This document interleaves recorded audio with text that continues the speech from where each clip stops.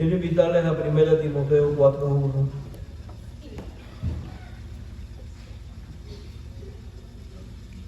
Primera Timoteo 4:1.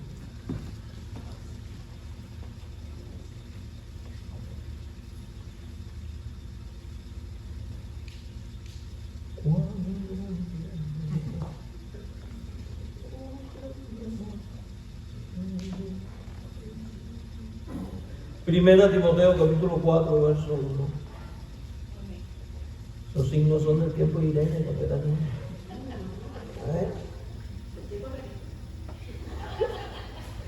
No, gloria a Dios por los signos. Muy hermosos. Primera Timoteo 4, 1. En estos días me regalaron un órgano nuevo que suena de esto a catedral vieja, y tengo a Dalí vuelta loca en mi casa. Y estaba cantando puro himno así suavecito. Y a ver lo que acordé de eso. Y hubiera traído mi órgano. Muy hermoso les quedó, muchachos.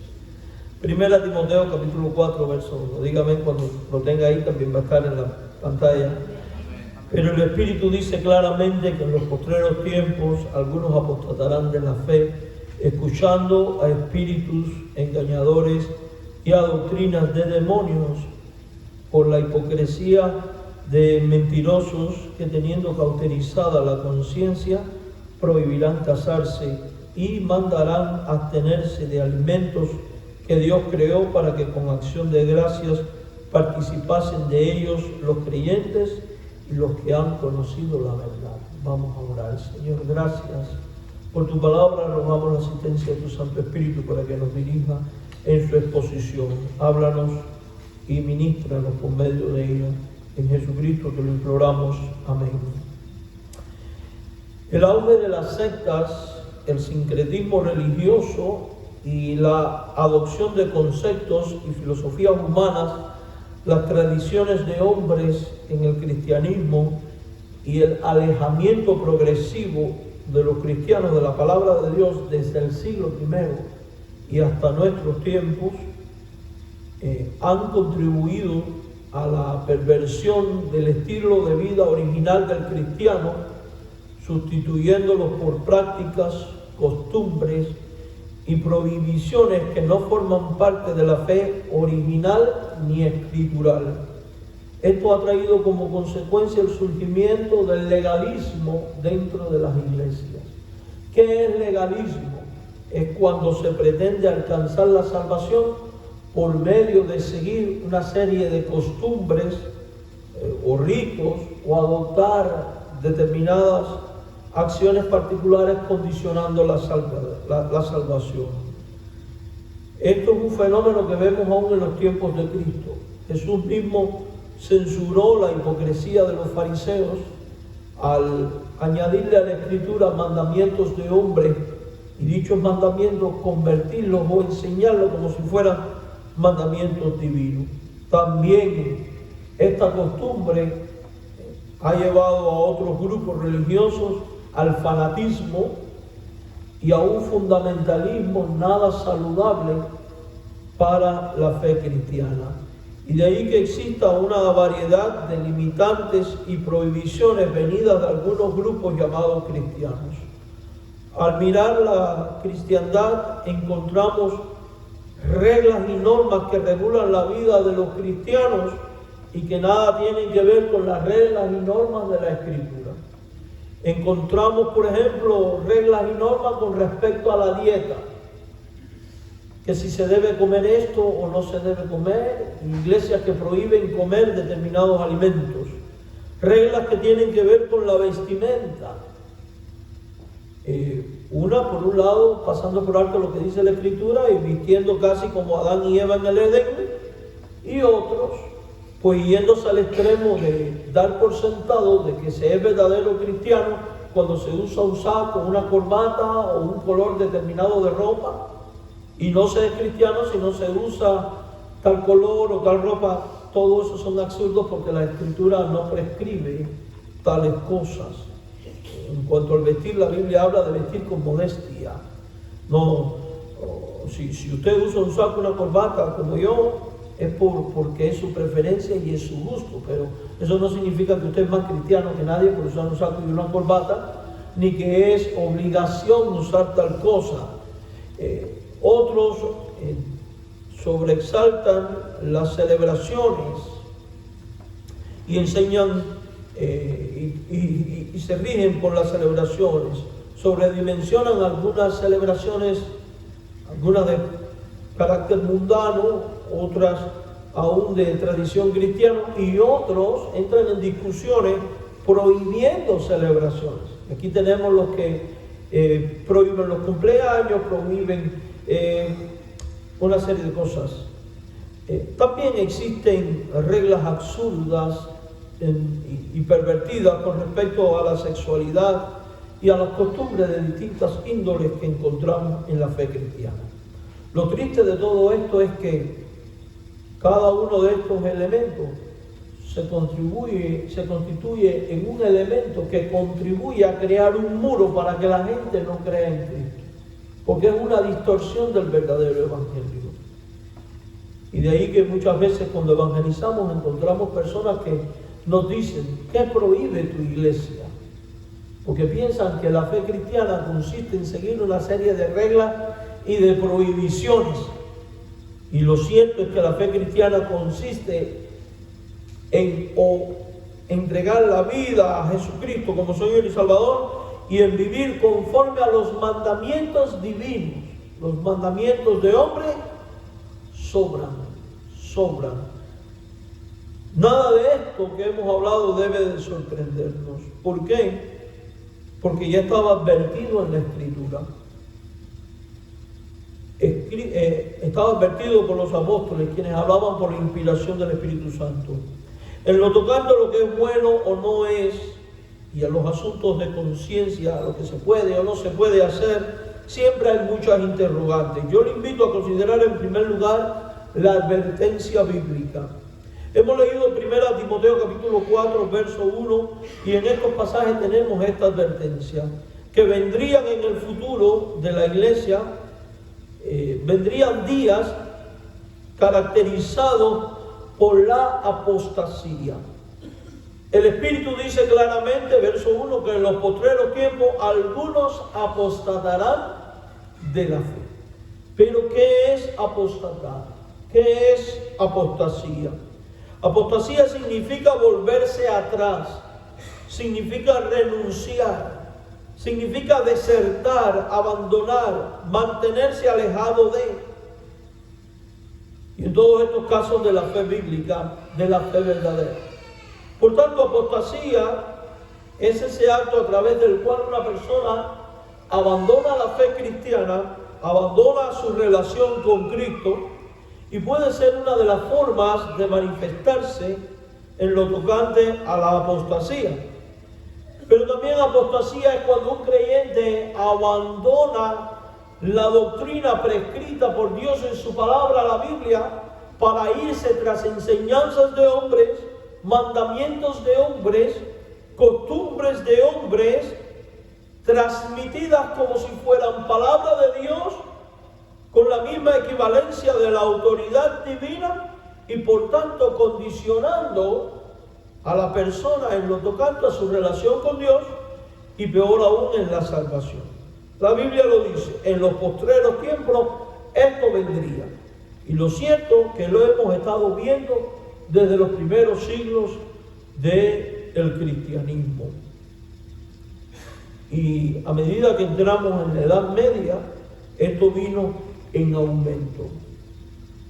Hay un periodo en la Edad Media cuando surge el Renacimiento, que es el redescubrimiento de toda la cultura helénica y todos los antiguos escritos de los filósofos griegos, donde hacia el año 1170 aproximadamente, cuando se empieza a abandonar el sistema educativo y doctrinal que por aquel entonces tenía el cristianismo, para adoptar lo que se conoce como el nominalismo, donde la experiencia y el éxtasis empieza a convertirse en la norma para definir las doctrinas y la práctica cristiana, y donde se empieza a abandonar los escritos de los primeros padres de la iglesia, los escritos de la escritura, encontramos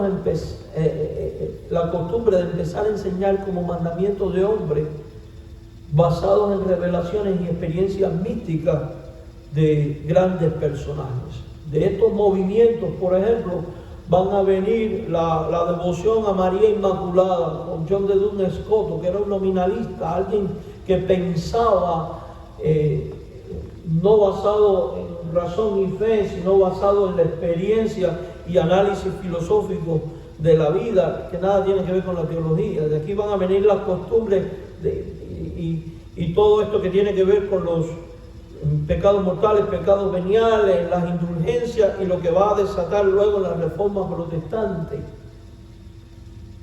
Que la reforma protestante no es otra cosa que un intento por retornar a la fe original del siglo I. Amados hermanos, pero aún a posteriori del protestantismo, muchas de las iglesias protestantes aún en nuestros tiempos siguen enseñando como doctrinas de hombres, como si fueran palabra de Dios, desviando a muchos de la fe. ¿Cuál es el factor que desata la apostasía? Primera Timoteo 4, del 1 al 2 tiene la respuesta. La apostasía se desata cuando el creyente comienza a escuchar lo que Pablo denomina espíritus engañadores y doctrinas de demonios. Vaya conmigo al texto nuevamente. El Espíritu dice claramente, mire que es el Espíritu Santo el que está hablando: en los postreros tiempos algunos apostatarán de la fe. ¿Y cómo hará la apostasía? Dice, escuchando a espíritus engañadores, escuchando a doctrina de demonios. Y esto es muy interesante, mis queridos hermanos en el Señor. ¿Qué son estos espíritus engañadores? Son estas doctrinas de demonios, la contraparte de escuchar la palabra dada por el Espíritu Santo, hablada a los creyentes por medio de la Escritura.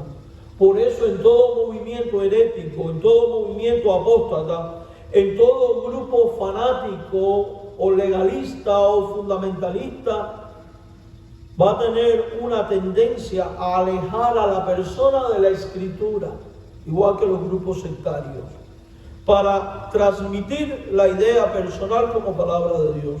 Cuando el creyente se va tras predicadores que no hablan conforme a la verdad revelada en la Escritura, sino conforme a sus propias ideas religiosas, las cuales no provienen de la iluminación del Espíritu, sino de su propia verdad, o sea, sus mentiras hipócritas, que son el resultado de una conciencia cauterizada.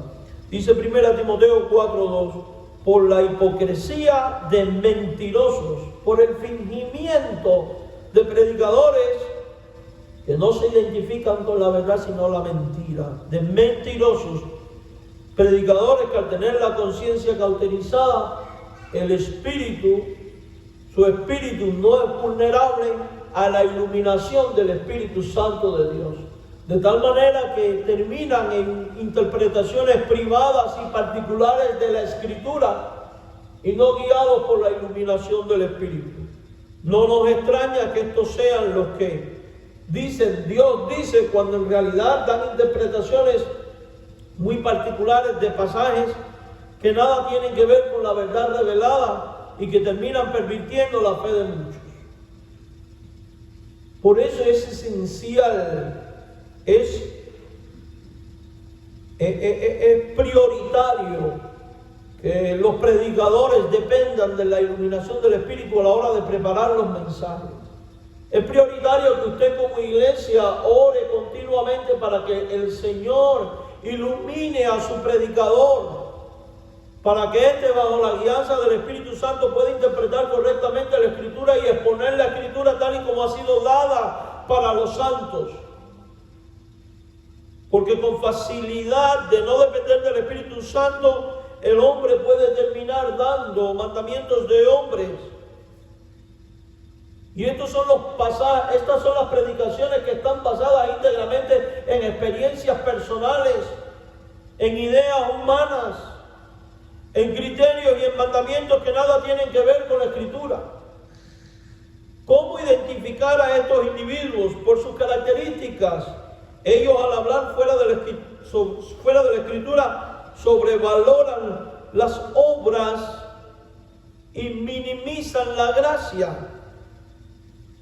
Dice 1 Timoteo, capítulo 4, versículo 3, que por ejemplo este tipo de gente hacen cosas como esta: prohíben casarse, mandarán a abstenerse de alimentos que Dios creó. Y cada uno de nosotros conoce y sabe de iglesias que ensalzan sobre todas las cosas el celibato y que incluso prohíben el matrimonio a sus ministros. Aquí está más que claro.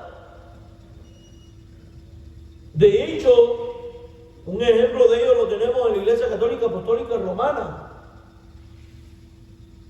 Establecen como mandato que el predicador tiene que ser célibe, no por elección, sino por imposición. Y la Biblia describe a personas como esta como personajes que tienen doctrinas de demonios y espíritus engañadores. Por eso no puedo creer en ninguna enseñanza que venga de la iglesia romana, con todos mis respetos. Son una iglesia legalista.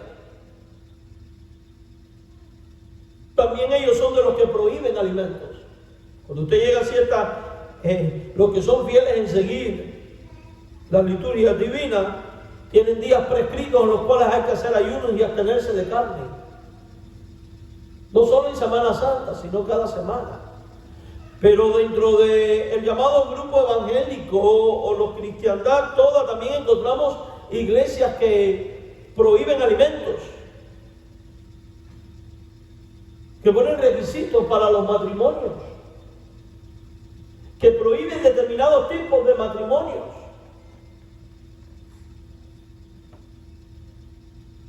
Hemos encontrado dentro de algunas organizaciones que te dicen: divórciate para que te cases con un hermano de esta institución.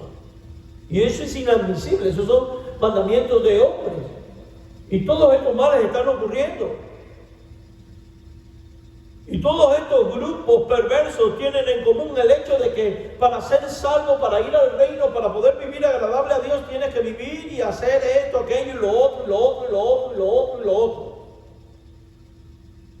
Y la Biblia es clara: prohibirán casarse, mandarán a abstenerse de alimentos que Dios creó, para que con acción de gracias participasen de ellos los creyentes, los que han conocido la verdad. Porque todo lo que Dios creó es bueno. Este tipo de gente establecen preceptos relacionados con el no guste, no manejes, no toques, no hagas esto, no hagas aquello, no hagas lo otro.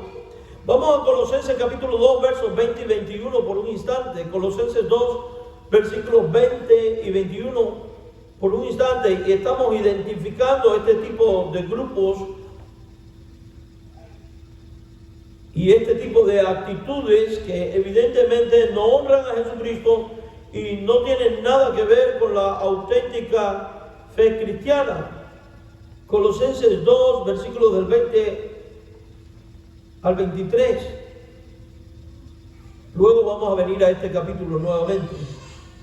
Y dice así, Colosenses 2, versos 20 al 23.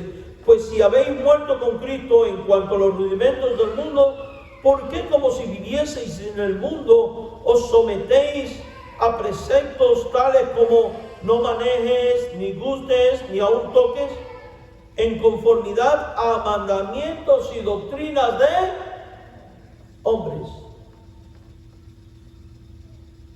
O sea que, como dice Pablo, a la luz de Colosenses, estos son mandamientos y doctrinas de hombres. Y la iglesia de Jesucristo debe cuidarse, porque a veces, sin darnos cuenta, nosotros establecemos disciplinas y mandamientos de hombre en nuestras vidas como creyentes y en nuestras vidas como iglesia.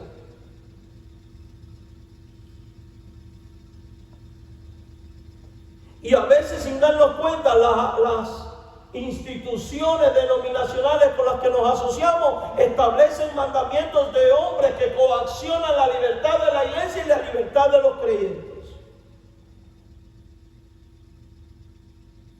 Y uno tiene que cuidarse de estas cosas.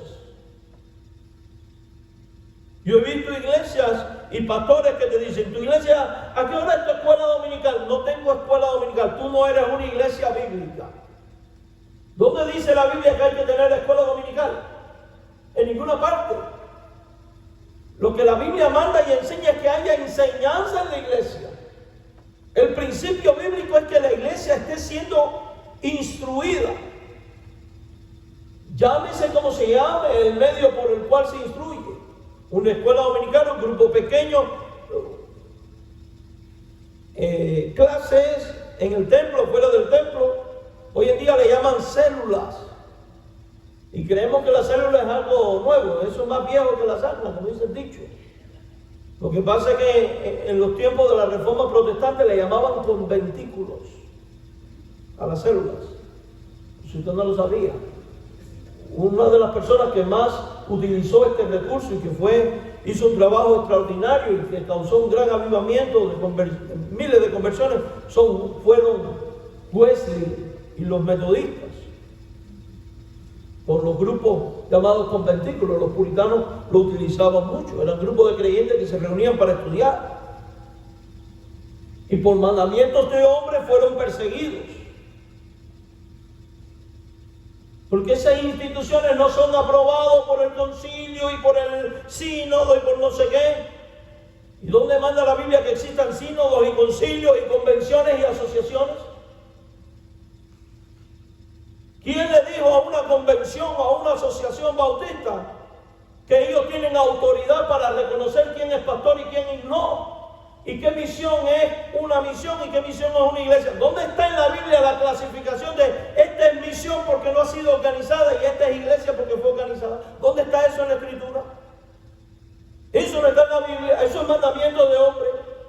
Cuando hay creyentes bautizados en Cristo, organizados en un lugar determinado, con un liderazgo organizado, dispuesto a ejecutar la misión de Dios, es una iglesia de Cristo. Gústele a quien le guste y pésele a quien le pese. Y entonces tenemos convenciones y asociaciones que vienen diciendo: si tú no tienes tantos miembros, si tú no tienes esto, si tú no tienes lo otro, tú no eres iglesia. Me vale lo que diga una convención, una asociación, un sínodo de una denominación, porque me importa lo que dice la Escritura. Y esto es un ejemplo al interior nuestro de cómo a veces los mandamientos de hombre los tenemos metidos adentro. Por poner un ejemplo, un simple ejemplo. ¿Cómo define Pablo todo esto a la luz de Colosenses? Como cosas que no tienen valor alguna contra los apetitos de la carne. Dice claramente el verso 23: tales cosas tienen a la verdad cierta reputación de sabiduría, y puede que la tengan, en un culto voluntario, en humildad, en duro trato del cuerpo, pero no tienen valor alguno contra los apetitos de la carne. En 1 Timoteo 4:4 declara que todo lo que Dios creó es bueno y advierte que todas las cosas, cuando se toman centradas en Dios con acción de gracias, no se deben desechar. Si bien esto lo dice con referencia a los alimentos, lo cierto es que aplica a cualquier otra cosa, porque cuando vemos los actos creadores de Dios en Génesis, siempre viene al final esta conclusión: y vio Dios que era bueno, porque todo lo que Dios creó es bueno. Somos los hombres los que pervertimos la creación de Dios. Hay muchas cosas en las cuales las iglesias están llenas de malas costumbres e impera la cuestión de esto es bueno o es malo. Y hoy queremos hablar de estas cosas. Y vamos a ver en primer lugar lo que es bueno y lo que es malo con respecto al cuerpo. La totalidad de lo que somos como criatura de Dios tenemos que reconocer a la luz de la Biblia que es perfecto y es bueno. Vamos a Génesis capítulo 1 al versículo 27. Creó Dios al hombre en la plenitud de lo que es el hombre, la parte material y la parte inmaterial o espiritual. Los teólogos aquí están divididos en varias escuelas de pensamiento. Yo no voy a hablar ahora de tricotomía, dicotomía, monismo ni nada de eso, eso no me interesa ahora. Creó Dios al hombre. Como criatura fuimos hechos a la imagen de Dios. Varón y hembra lo creó. Y miren lo que dice el verso 28. Y lo bendijo Dios y le dijo: fructificaos y multiplicaos. O sea, que el hombre desde su creación contó con la bendición de Dios. Y si usted va al verso 31, dice la Biblia: y vio Dios todo lo que había hecho, incluyendo al hombre y a la mujer, y aquí que eran buenos en gran manera. Y esto es importante tenerlo en cuenta, porque dentro del cristianismo no faltan los que dicen que la carne es mala y contamina el espíritu.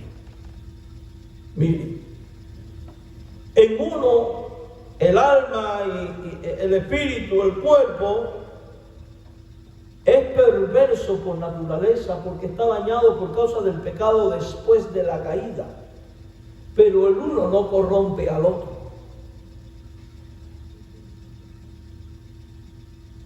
Y a donde yo quiero llegar es a que hay que quitarse de la idea de que la materia es mala y afecta al espíritu del hombre. De aquí va a venir el concepto de flagela el cuerpo para purificar el espíritu. Y de aquí van a venir las llamadas disciplinas espirituales, no bíblicas estoy hablando.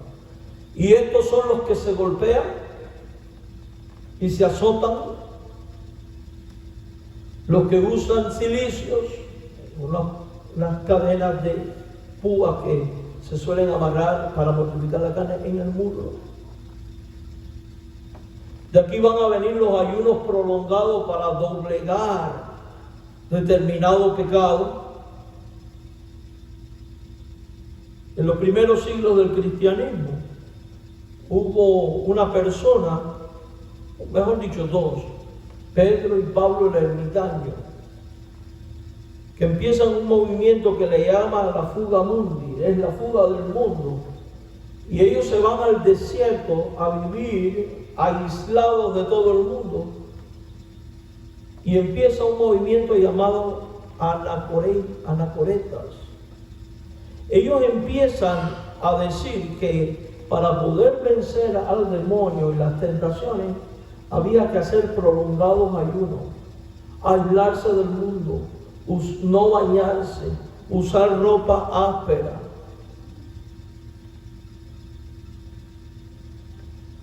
Flagelar el cuerpo. Pero cuando leemos Colosenses 2:23, dice la Biblia que eso para poco aprovecha. Lastimosamente esta idea está presente en algunos sectores evangélicos. Usted no se imagina cuánta gente se me acerca a mí diciéndome: ¿cómo hago un ayuno para quitar de mí la ira? ¿Y cómo hago un ayuno para lograr esto, lograr aquello y lograr lo otro? Si usted se convierte a Cristo, Cristo va a poner al Espíritu Santo a morar en su vida. Y sí, usted debe de orar, usted debe de ayunar para buscar ser fortalecido en Cristo. Y Cristo va a poner, el Espíritu Santo va a poner sus frutos en su vida. Y parte de esos frutos implica la paz, la mansedumbre, el dominio propio, etcétera, etcétera, que usted necesita.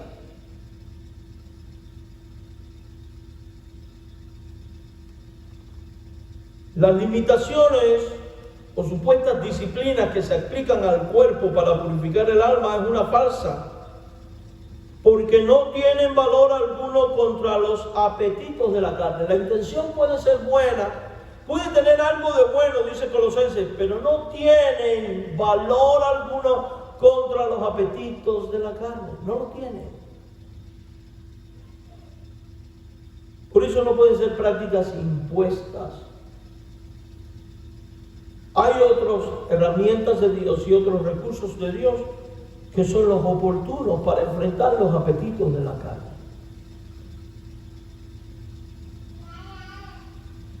La solución a los problemas espirituales del cristiano está en hacer morir lo terrenal, en el abandonar los frutos de la carne y procurar los frutos que son del Espíritu. Y eso se logra solo a través del uso de los recursos espirituales provistos por Dios. Colosenses 3, del 5 al 10, dice la Biblia. Colosenses 3, 5 al 10. Sino que sabe Dios que el día que comáis de él, perdón, estoy en Génesis.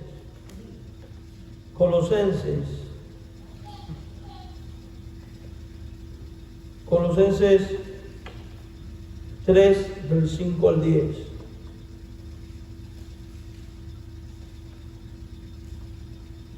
Dice, haced morir pues lo terrenal en vosotros. ¿Y cuáles son las cosas terrenales? La fornicación, la impureza, las pasiones desordenadas, los malos deseos, la avaricia. ¿Por qué hacerlas morir? El verso 6 dice, porque por ello viene la ira de Dios sobre los hijos que desobedecen a Dios al caer en fornicación, impureza y todas estas cosas. Y en estas cosas andaban los creyentes en el pasado, cuando vivías en ella. Y Dios dice, dejad también todas estas cosas, ira, enojo, malicia, blasfemia, palabras deshonestas de vuestra boca. Ahora mire esto. La ira, el enojo, la blasfemia. ¿Se da cuenta que esos son problemas del alma? Aquellos son del cuerpo, estos son del alma. Tanto el uno como el otro está dañado por el pecado. Y si usted me dice que debo de golpear al cuerpo para purificarlo, ¿cómo usted golpea el alma? Se vuelve un absurdo. Vuélvase a Cristo y la sangre de Cristo es abundante para perdonar todos los pecados pasados, presentes y futuros. Pónganse en las manos del Espíritu Santo y busquen la llenura del Espíritu. Y cuando usted sea lleno del Espíritu, los frutos de Él van a empezar a emerger en tu vida y todos estos males comenzarán a desaparecer.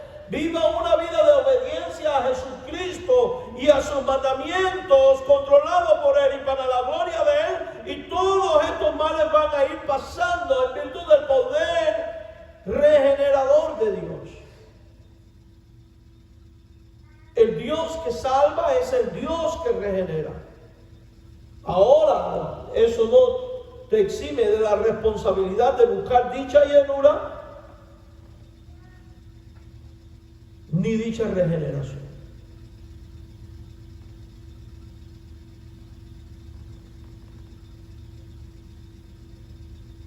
No mintáis los unos a los otros habiendo despojado del viejo hombre. Verso 10. Revestidos del nuevo conforme a la imagen del que lo creó, se va renovando hasta el conocimiento pleno. Revístete de Cristo y serás ¿qué?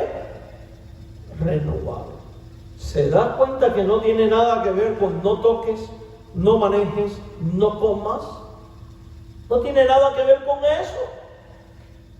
Porque es un problema del corazón. Por eso es que dice Pablo que no tiene ningún poder. Veamos ahora lo que es bueno y lo que es malo con respecto a la sexualidad, al sexo.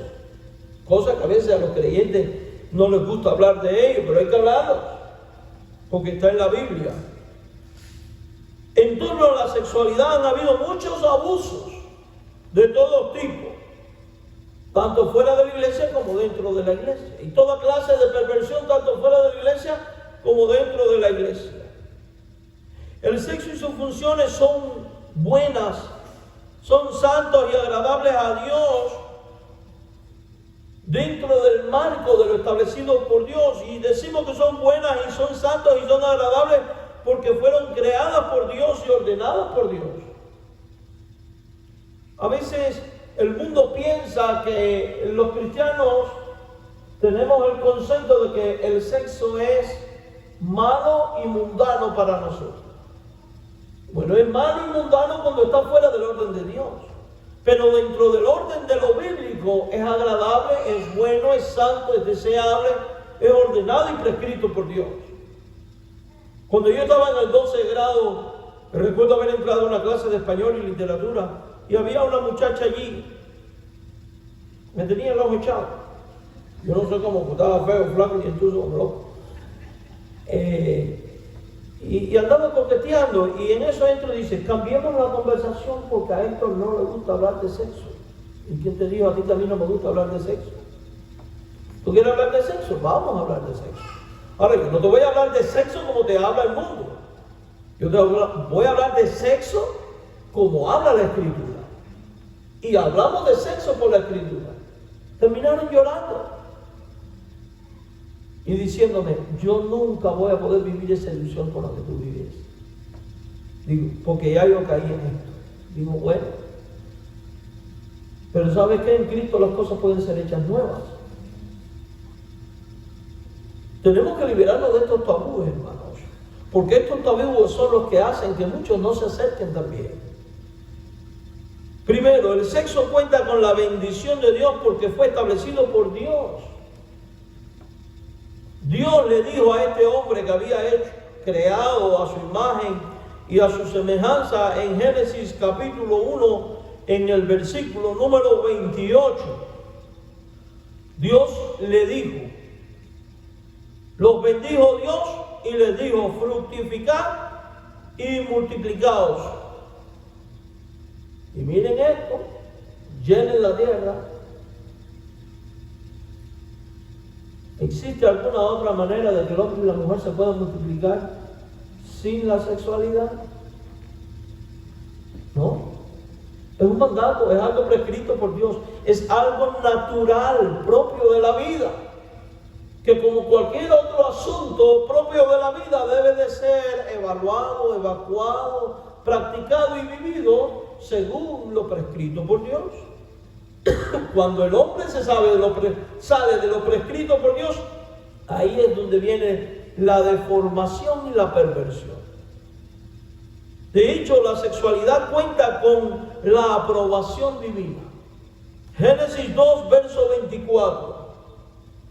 Por tanto, dejará el hombre a su padre y a su madre, y se unirá a su mujer y será una sola carne. Y esa frase, se unirá, será una sola carne, está haciendo alusión a la unión sexual, al coito. Cuenta con la aprobación de Dios. Y eso es bueno que el mundo lo conozca por la Escritura. Yo cuando era joven recuerdo que muchos muchachos de mi generación me decían, yo no voy a la iglesia porque ustedes prohíben el sexo. Nosotros no prohibimos el sexo. Nosotros prohibimos todo lo que es inmoral en el sexo y no lo prohibimos nosotros. Lo prescribe Dios, que es muy distinto. Pero usted se puede casar.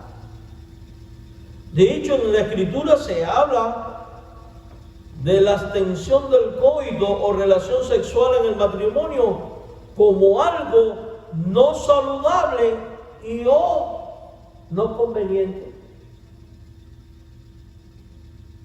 No es saludable que la pareja se abstenga de las relaciones sexuales. A ver, pastor, ¿cómo usted va a hablar de estas cosas aquí? Porque están en la Biblia. 1 Corintios 7:2. Y eso es verídico. Las parejas suelen tener crisis cuando también abandonan la práctica de la relación sexual. 1 Corintios 7:2.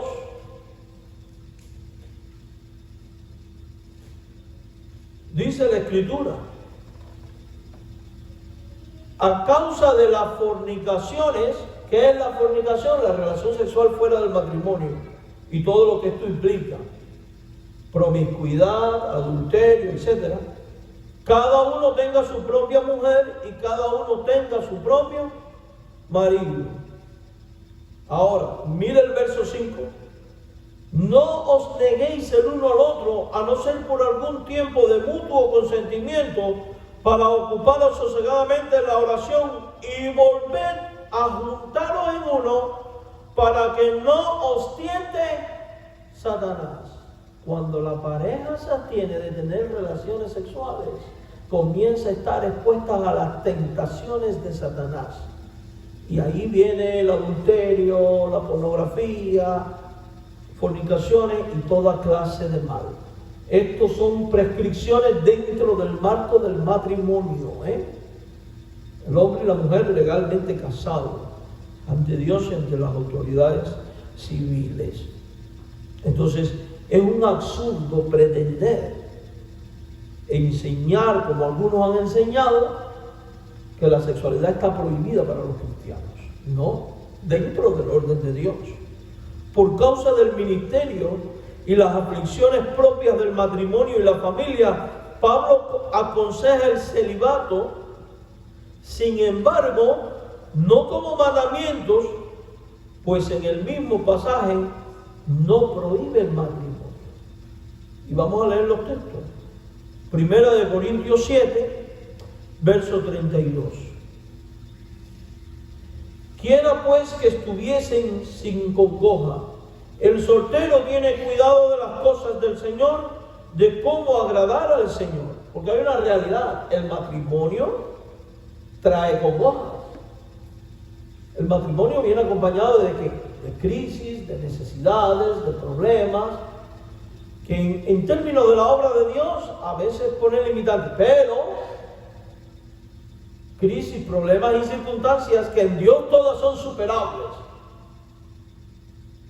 Y que Pablo, en términos ministeriales, lo que está diciendo, si te quieres dedicar plenamente a la obra de Dios, mejor ni te cases, pero no lo prohíbe, no prohíbe el matrimonio. Mira el verso 33, capítulo 7, verso 33. Pero el casado tiene cuidado de las cosas del mundo. Perdón, el 32. Dice, quisiera que estuviese sin congojas. El soltero tiene cuidado de las cosas del Señor, de cómo agradar al Señor. Pero el casado tiene cuidado de las cosas del mundo, de cómo agradar a su mujer. Verso 38. De manera que el que, hablando de la hija que se da casamiento, el que la da en casamiento hace bien, y el que no la da en casamiento hace mejor. En otras palabras, si tu hijo o tu hija tiene el don de la continencia para mantenerse puro sin caer en fornicaciones y en toda clase de impureza sexual, no es una deshonra que se quede soltero. Pero si se quiere casar, no es una deshonra ni un pecado casarse. La idea de que los pastores no deben de ser casados es una perversión de la que hablábamos al principio. Porque cuando usted lee 1 Timoteo capítulo 3 los requisitos para los obispos, lo primero que dice, el que anhela obispado buena obra desea, el obispo sea irreprensible, marido de una sola mujer. Podía estar casado.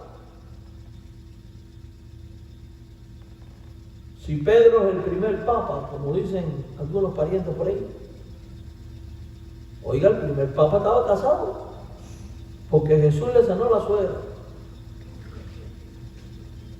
Si tenía suegra, porque estaba ¿qué?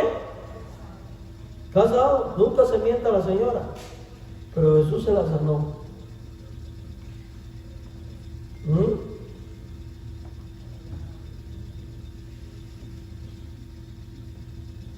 Entonces hay que quitar de la mente todos estos fanatismos que existen en torno a estas cosas, mis hermanos.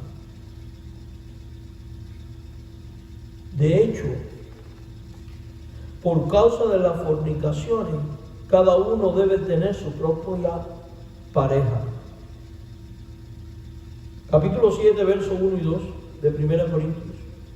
En cuanto a las cosas de que me escribisteis, bueno le sería al hombre no tocar mujer. Pero a causa de las fornicaciones, y entiéndase por fornicación aquí, un espectro muy amplio, la relación sexual fuera del matrimonio, pornografía, lascivia y toda clase de perversiones o acciones sexuales que te pueden arrastrar a inmoralidades. A causa de esto, cada uno que tenga su propia mujer, cada una tenga su propio marido. O sea, como diciendo, mejor cásate. Si no tienes el don de continencia, es mejor casarse que más. Y así lo ilustra la Biblia, versos 8 y 9. Digo pues a los solteros y a las viudas, que bueno les fuere quedarse como yo. Pero si no tienen don de continencia, cásense, pues mejor es casarse que estarse quemando. Entonces, mis queridos hermanos, podemos darnos cuenta que en ningún lugar de la Escritura se presenta la sexualidad dentro del marco del matrimonio y del orden de Dios como algo impuro. Todo lo contrario. Lo malo y pecaminoso en la sexualidad es todo lo que ocurre fuera del matrimonio entre un hombre y una mujer. Por eso los creyentes son exhortados a deleitarse en la sexualidad dentro del matrimonio.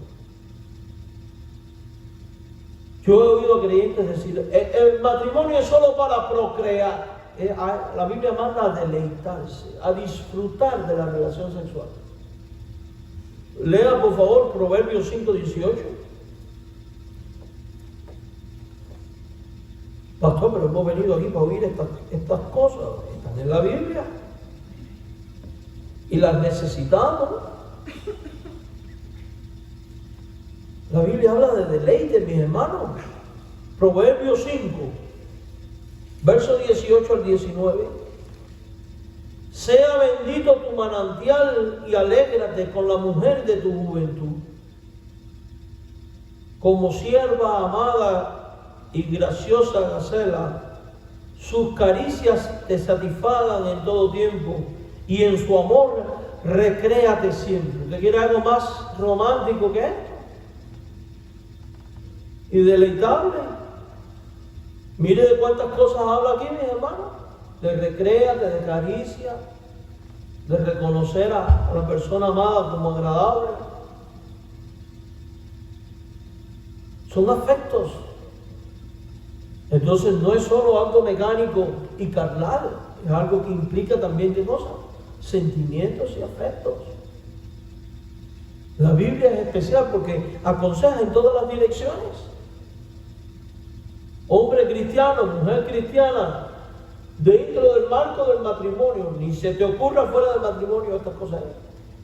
Dentro del marco del matrimonio, esto te manda la Biblia. Que te alegre, que te deleite en las caricias, que te satisfagan. Entrégate al otro. No hay nada inmundo ni pecaminoso. La Biblia exhorta a tener un matrimonio y un lecho honroso como agrada a Dios. Hebreos 13:4. Hebreos 13:4. A veces el mundo nos gana en su idea de sexualidad porque los cristianos tenemos tapujos para abordar este tema por la Biblia. Hebreos 13:4 dice: honroso sea en todo el matrimonio, el lecho sin mancilla, pero a los fornicarios y a los adúlteros los juzgará Dios.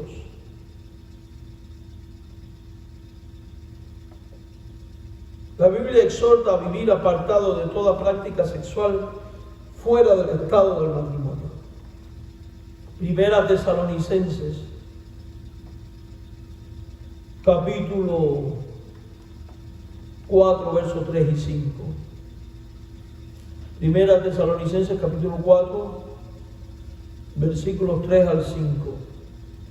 Pues la voluntad de Dios es vuestra santificación, que os apartéis ¿de qué? De fornicación. que cada uno de vosotros sepa tener su propia esposa en santidad y honor, no en pasión de concupiscencia como los gentiles que no conocen a Dios, que ninguno agravie ni engañe en nada a su hermano, porque el Señor es vengador de todo eso, como ya os hemos dicho. El creyente es exhortado a apartarse de toda clase de fornicación. 1 Corintios 6, 18. ¿Qué dice la Biblia sobre qué es bueno o malo en lo tocante a la dieta, al comer? Cuando hablo de la dieta no es esta, aquella o la otra que vemos por ahí. No, del comer. Porque usted y yo sabemos que existen grupos religiosos aún dentro del cristianismo de que no se debe comer cerdo, que sí se debe comer cerdo, que si se puede comer sangre o no se puede comer sangre, que si como esto, como lo otro, lo sabemos. El alimento, lo primero que tenemos que ver es que el alimento no es malo,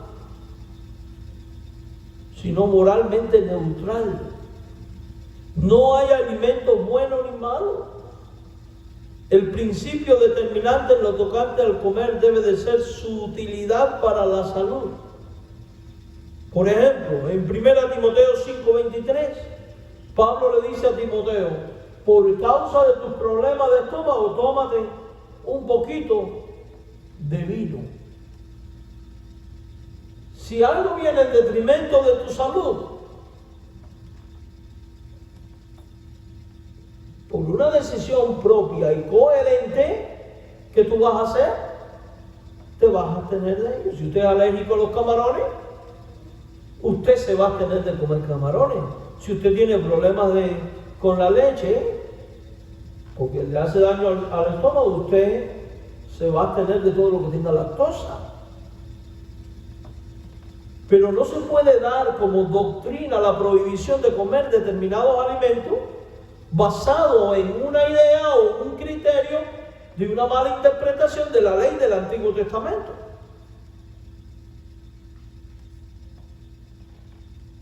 Las cuestiones de conciencia por causa de los creyentes más débiles son las que deben regirnos en estas cosas. Vamos a Romanos 14, por favor.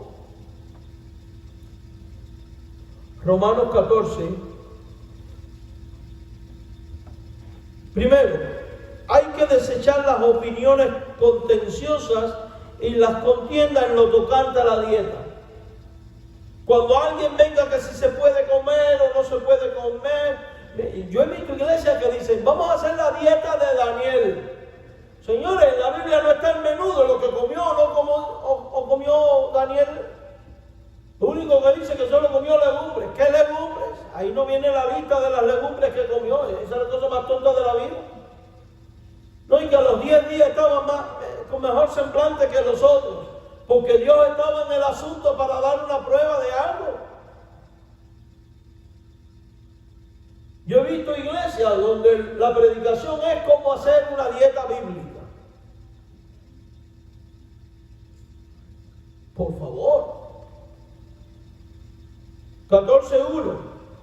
Recibid al débil en la fe, pero no para contender con él. ¿Y quién es el débil en la fe? Usted se va a dar cuenta que después el débil en la fe va a ser el que está con esta bobería de que si se come o no se come. Aclaro, no estoy hablando en términos dietéticos, sino en términos religiosos. Estoy hablando del que ve como un pecado comer un cake del día de un cumpleaños. Del que ve pecado en comer cerdo, del que ve pecado en comer esto, aquello y lo otro. Lo único que sí prohíbe el Nuevo Testamento abstenerse de comer es la sangre. Pero fuera de ahí, y en un contexto muy particular.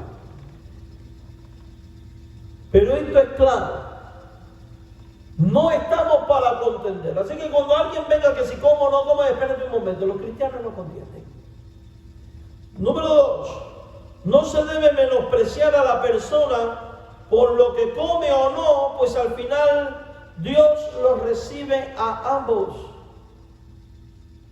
Así que cuando venga un hermano en la fe con el asunto de que yo no como, no lo desprecies, pero él tampoco tiene el derecho de despreciarte a ti por tu comer. Si usted tiene duda, mire el verso 3, Romanos 14. El que come no menosprecia al que no come.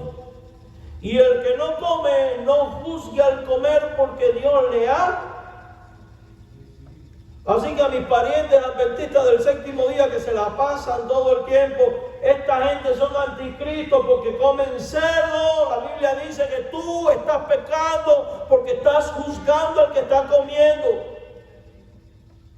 Y el hermano que se anda burlando, juzgando al adventista porque no come, también está haciendo mal. Uno no tiene que estar metido en estas simplezas. Porque ya de por sí el juzgar y el contender es pecaminoso. Todo creyente, sea que coma o no, debe de estar consciente de que ningún alimento es inmundo por sí mismo. Verso 14. Yo sé y confío en el Señor Jesús, Romanos 14, dice así, yo sé y confío en el Señor Jesús, que nada es inmundo en sí mismo. Para el que piensa algo es inmundo, para él lo es. Pero nada es inmundo en sí mismo. Yo no puedo decir la carne de cerdo es inmunda. No puedo decir este pedazo de dulce es inmundo. Inmundo es uno. Y te pones a mirar. Solo se hace inmundo en base al criterio personal del individuo. Por ejemplo, a mí me ofrecen un pedazo de dulce y me dicen, esto se lo pusimos al ídolo tal, eso yo no me lo como. ¿Pero por qué no me lo como? No porque tiene poder ni autoridad sobre mi vida, por testimonio a esa persona de que yo no como lo sacrificado a los ídolos. Y depende del contexto. Yo le he hecho la historia a usted. A mí un brujero allá en Matanzas, siendo yo seminarista, me puso una brujería en la puerta del templo, porque le molestaba, el templo estaba al lado de la casa de él. Y cuando teníamos el culto, lo de ellos no funcionaba. Y me pusieron un coco, una cabeza de agua, amarrado con una tira roja y un plátano. Reprendí todo aquello y dije, qué bueno, porque no tenía agua para los frijoles. Alguien me dejó esta caridad aquí. Señor, reprende toda obra demoníaca que hay aquí. Pelé el plátano, me lo comí por testimonio a él. Me dice el Señor, te vas a hinchar. Ayer fue que se me hincharon los pies. Y esto fue hace 20 años. Mis queridos, el creyente maduro por amor se abstiene en determinado momento de comer o beber algo si sus acciones van a ser piedra de tropiezo para otros. Si por yo comer voy a hacer caer en pecado a alguien, ahí, por amor y misericordia a esa persona, me abstengo. Dice el verso 15. Pero si por causa de la comida tu hermano es contristado, ya no andas conforme al amor. No hagas que por la comida tuya se pierda aquel por quien Cristo murió. Si a mí me invitan un amigo adventista a su casa, a mí no se me ocurriría aparecerme en su casa. Mira, trae esto para compartir. Y aparecerme con un bol lleno de chicharrones de puerco. Ni invitarlo a mi casa a comer y ponerle el cerdo asado, porque estoy contrariando y contristando a mi hermano. No, hay que respetar.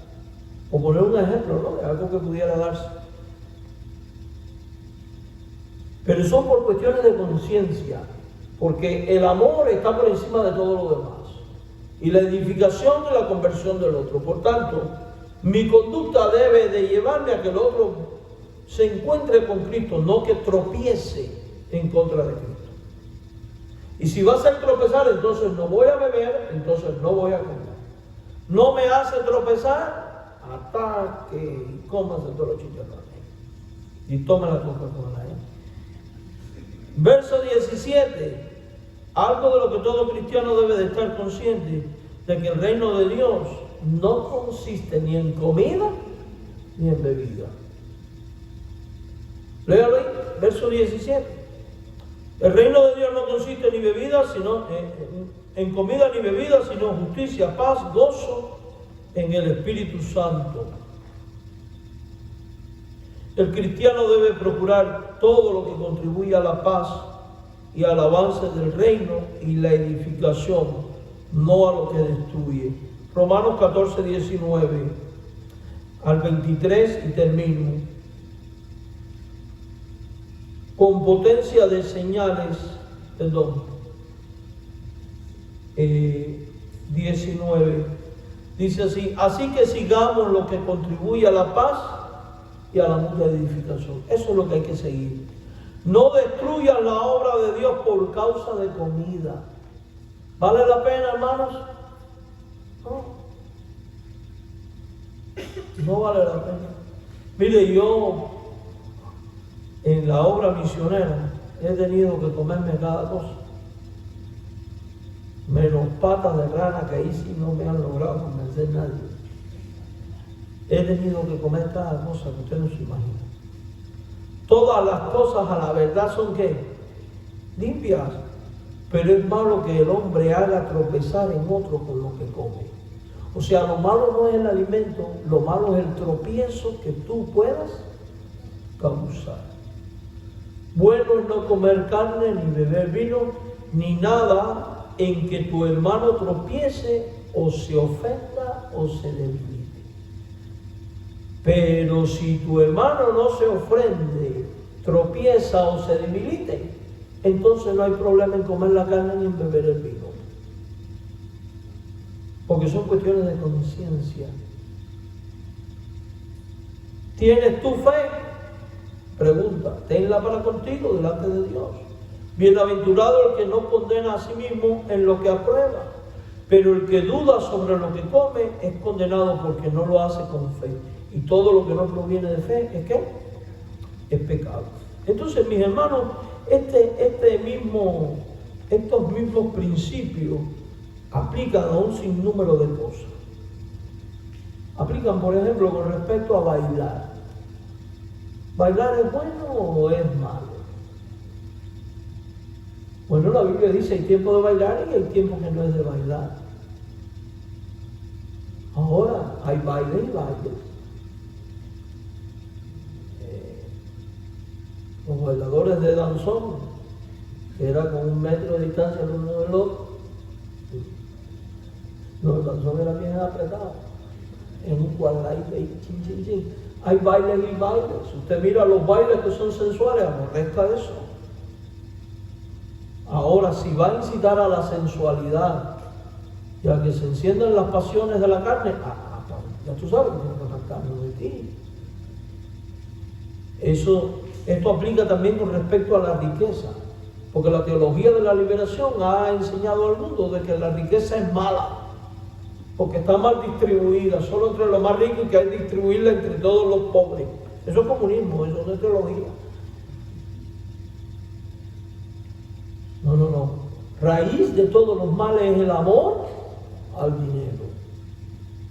El dinero en sí no es malo, hermano. Eso es amoral.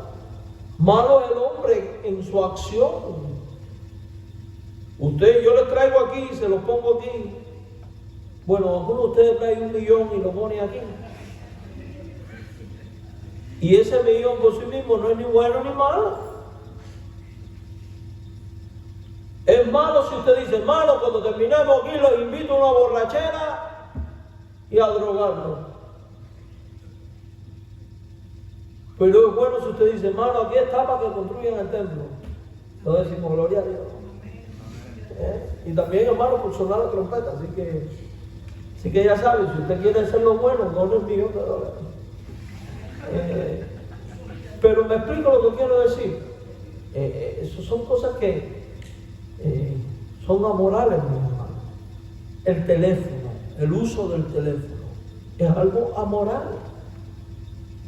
El que es bueno o malo eres tú. Y en dependencia del uso que le des, sirve para algo bueno o sirve para algo perverso. Somos tú y yo los que tenemos que aprender a dominar nuestro corazón y vivir bajo la dirección del Espíritu Santo para hacer lo que está correcto. Por tanto, yo no puedo parecerme aquí y decir, el teléfono es del diablo. No. El teléfono es del diablo que le gusta ver lo que no tiene que ver. Y así un sinnúmero de cosas. Entonces, en todo ello necesitamos siempre acudir a la Escritura. Y tenemos que aprender a vivir despojados de todo lo que son mandamientos de hombre. Porque de lo contrario nos podemos convertir en legalistas, en fanáticos, en malos fundamentalistas. Y eso no honra a Jesucristo. Eso no produce conversiones. Eso causa caídas. Gracias, Señor, por este tiempo en tu casa. Rogamos la asistencia de tu Espíritu para que nos guíe a vivir de tal manera que podamos hacerlo despojados de todos los prejuicios y de todas las reglas de los hombres, en la libertad con la que tú nos has hecho libres. En Cristo. Amén. Dios nos bendiga. Cantamos el